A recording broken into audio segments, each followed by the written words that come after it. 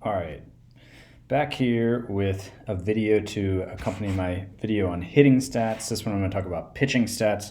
Unfortunately, pitchers are just harder to evaluate, and so while with hitting stats, I think you can kind of boil a lot of the complexity down to just two or three stats. With pitching, it's unfortunately more complicated, but I think there's still some things you can do to definitely help your evaluation of pitchers.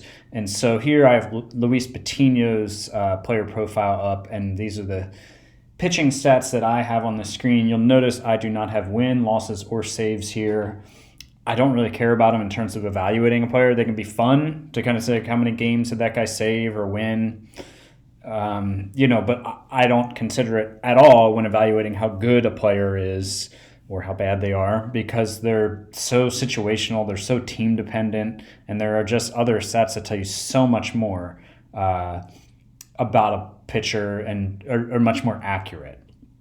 So wins, losses, saves, just don't even worry about them when you're setting how good a pitcher is. So let's just start with ERA, which is another one of the kind of box score pitcher stats. So ERA can be a helpful barometer, and this is earned run average. If you don't know what that is, I recommend just Googling earned run average or going to Fangraphs and just getting a basic understanding if you're new to baseball and don't know what that is. But a good ERA is basically, it's going to vary depending on what era you're playing in. There have been times in baseball history where an ERA, to be elite, you had to have an ERA under 3. Now I think it's higher than that, I would say. While under 3 is still elite, I would say if you're playing like a present day sim and you're looking at earned run average, I'd say if you have a guy under 4, he's a pretty good pitcher. This 3.75 ERA is pretty solid. This 2.80 is just absurdly good. And so if I would say if you're playing present day, if you have guys over 5, they're probably replaceable. Although the way Major League Baseball is going with all the home runs and runs, like a decent ERA, what constitutes that keeps creeping up. But ERA is not the most important stat, so I just kind of keep it in mind as a guideline, and these are not scientifically validated numbers, but I would say just to keep in mind, anything under 4 is really good. Anything over 5, you want to start considering that maybe this isn't the guy for you. Once you're over 5.5, he's probably not cut out for your team. And anywhere between 4 and 5 is fine-ish. 4 to 4.5 is pretty good. Once you start getting over 4.5, closer to 5, not as good. But I'd say the majority of pitchers in major leagues these days, their ERAs fall somewhere between 4 and 5. Again, those are just guesses. There's just kind of like a loose guideline I keep in my mind.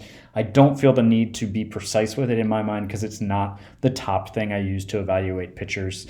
Something that's going to be helpful is ERA plus, because as I was saying, it really depends on the time period that you're playing in. ERA plus will adjust it to the league. So, and it's a little bit different than something like OPS plus, where when I say OPS plus that I talked about in my hitting stats video, if somebody had a 117, that would mean that he was a 17% above league average hitter. With ERA plus, what a 117 means is that, and I think I'm going to word this right, and choose my words carefully, is that the league average ERA is 17% higher than this pitcher's ERA.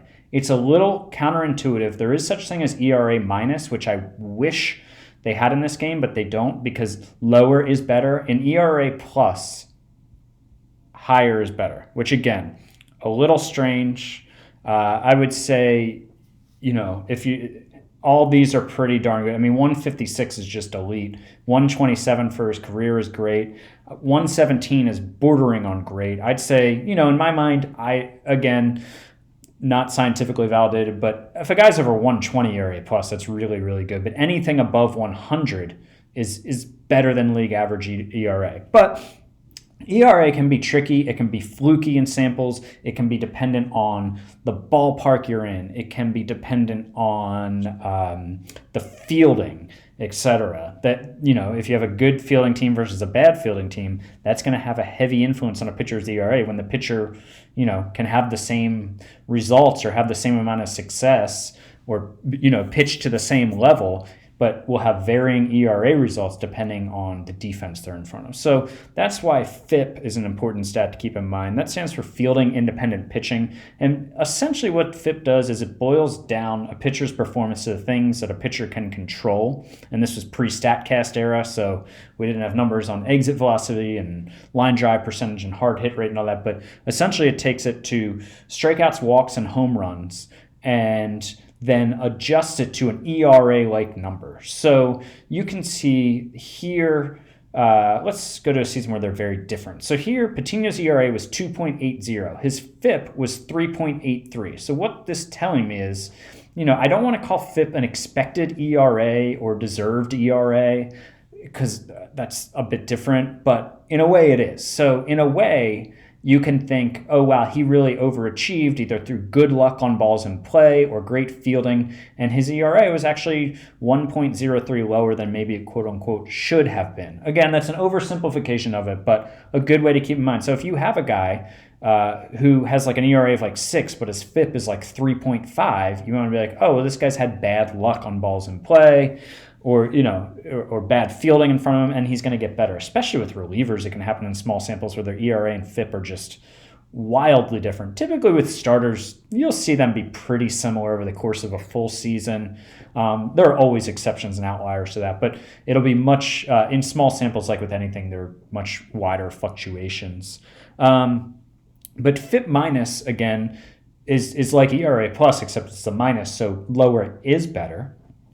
And in this, it adjusts for park and league factors, and so pitchers in hitters' parks, it kind of adjusts for that.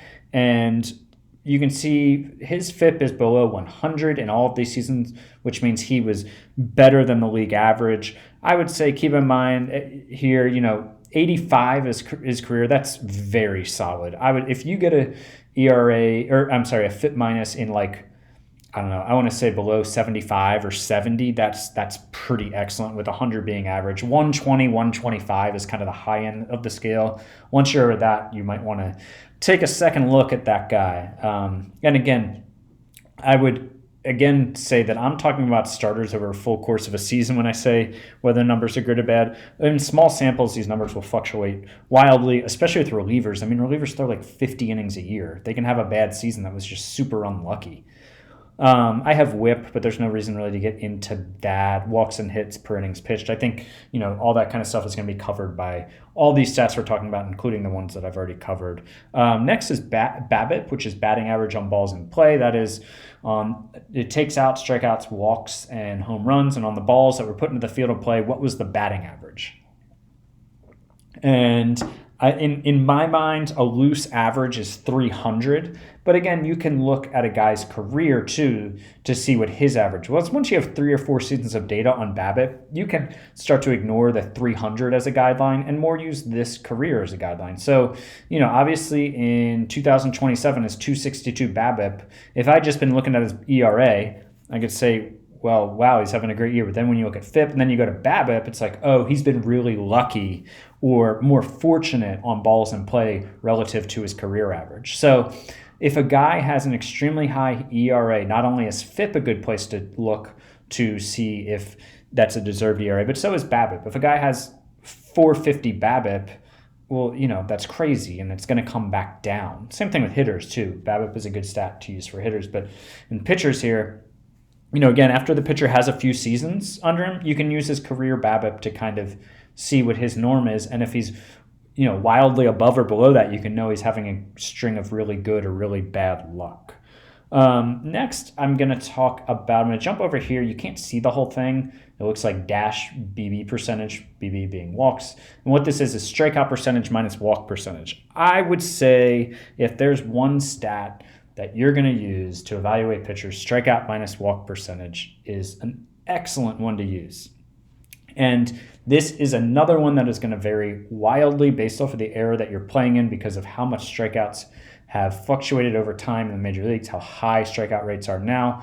Ironically, MLB Trade Rumors, the website, which is a good baseball website to catch up on baseball news, has a chart they just put out today with strikeout minus walk percentages in different seasons and what a good one is versus the bad one. Strikeout percentage and walk percentage, I'll get into those in a minute. I think those are good to use, but strikeout minus walk percentage, it's not a perfect translation always because you don't know did they achieve it through getting high strikeouts or high walks, but it's a good summary of strikeout and walk percentage. So if you're playing present day one, and it's going to vary for starters, an average strikeout minus walk percentage, 50th percentile is 15.9, while bad is 8.5%, and elite is 26.8. If you hop to relievers, they strike out more people, so 50th percentile is 16.1%. I played back in 2016. Offense is what I adjust my offensive era to, and 12.3% is the league average, and 18.9% is elite, and 6% is kind of getting into the bottom 10%. So, if you can check out this post on MLB Trade Rumors, it was they talked about the pitching stats they're going to use, and it's from January 4th, 2021.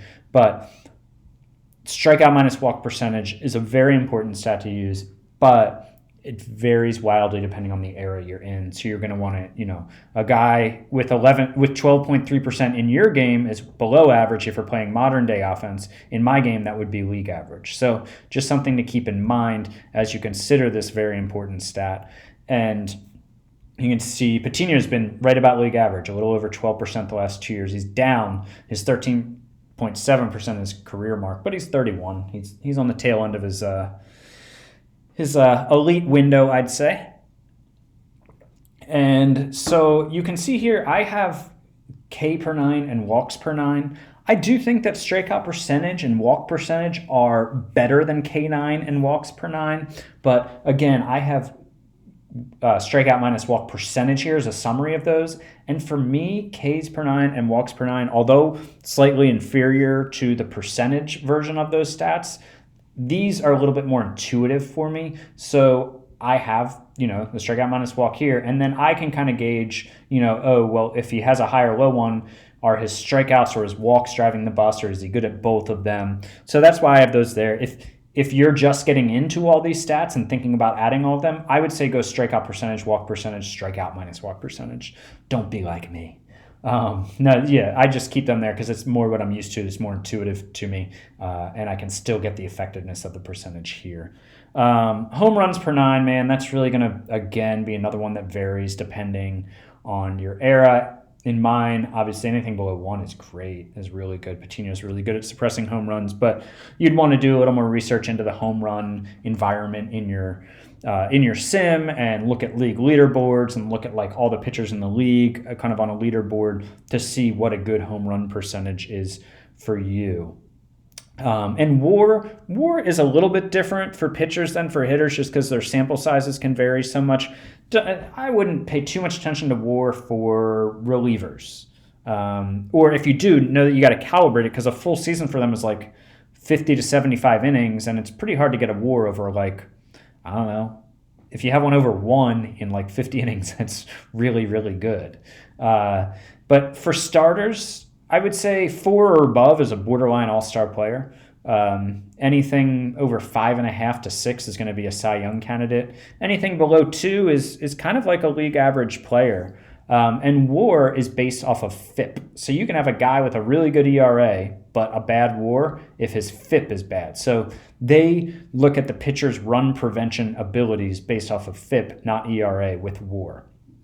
But I would say if there are a couple of stats that I don't use that you might want to think about, leverage index is an interesting one. Again, go to the Fangraphs library if you want to use that. Another one that I wish was a little different is they have ground out percentage, which if it was ground ball percentage, I would find that really helpful. But given that it's ground out percentage, I don't use it.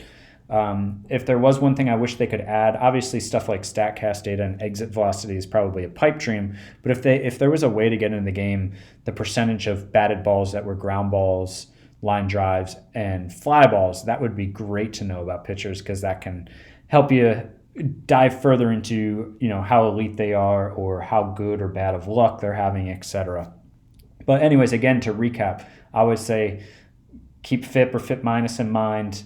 Definitely keep strikeout minus walk percentage in mind, And WAR is always a good indicator. ERA can help you. BABIP can help you search for good or bad luck, stretches of good or bad luck. So yeah, that's all for this one. Let me know if there are any questions though, or if you evaluate pitchers a little differently, because there is a lot more gray area in pitchers than hitters, I think. Go ahead and pop that in the comments too.